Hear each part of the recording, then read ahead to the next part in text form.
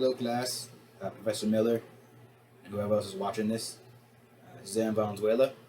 I hope you guys remember me from my introduction speech that I did a few weeks ago. I really hope you do. This is more my room. Wish I could give you guys the full tour, but that's not what you're here for today. I apologize if there's noise in the background. I have my fan, my air purifier on. We've been doing a bit of remodeling. There's been a lot of dust, debris, dirt, um, and some of it's getting in the room. So I got an air purifier to help with that, help improve the quality of the air. But enough about that though. Video games can be a fun recreational activity, whether you're coming home to unwind after a hard day of work, school, or you just want to play an entertaining game that you just bought, especially if it was on sale. But too much of a good thing can be bad, damaging even. In fact, video game addiction has been linked to negative side effects such as poor social skills, weight gain, depression, anxiety, and a few other negative effects. Today, in this speech, I will inform you the dangers of video game addiction, the causes behind them, and how to combat them. As I just said, video game addiction has been linked to poor social skills, weight gain, depression, anxiety, as well as various other effects. In fact, in addition, according to the American Academy of Pediatrics, video game addiction may also lead to an increase in aggressive behavior and impulsive behavior, as well as risk-taking due to a desensitization in violence, which will definitely bring harm to the individual or just people around them. According to Amy Scheider, a researcher in the subject, she states that 90% of children today in today's society play games. But up to 1 to 9% of them will develop a disorder. But, like with most addictions, there are some who are more at risk than others. Now that I've discussed problems surrounding video game addiction, I'm going to transition to the causes.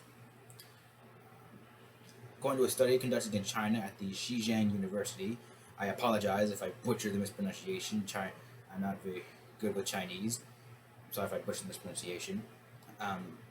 According to the study, they studied various adults who played video games and found that they had low quantities of white matter and gray matter in their brains.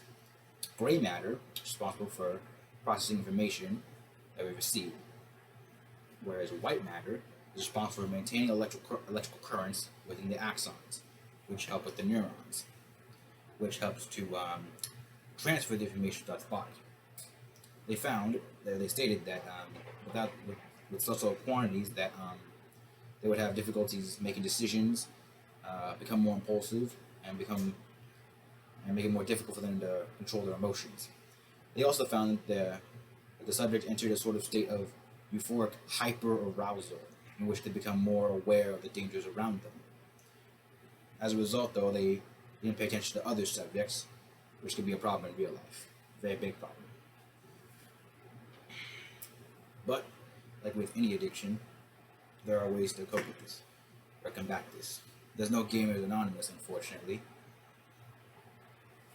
But there is something called cognitive behavioral therapy. Cognitive behavioral therapy is sort of an umbrella term for types of therapy that involves talking to someone, discussing your problems, finding the root of those problems, and then figuring out ways to combat them. There are different types. There's one called exposure therapy, where they basically expose you to what you're scared of or what the problem is. Like, say you have a phobia of spiders or something, they would expose you to spiders. I'm not 100% sure if that's what they do, but that's the basic concept. I'm not a psych major, fortunately, or a psychiatrist. But that's the basic concept. There's many different types, and according to Healthline.com, there's at least 75% of people who go through CBT benefited in some way, which proves just how effective, proving its effectiveness. In this speech of mine, I've discussed video games, the dangers surrounding them, the causes behind them, as well as any solutions there are to help combat them. As I stated in the beginning, video games can be fun, very fun, but they can also be very dangerous and deadly to you if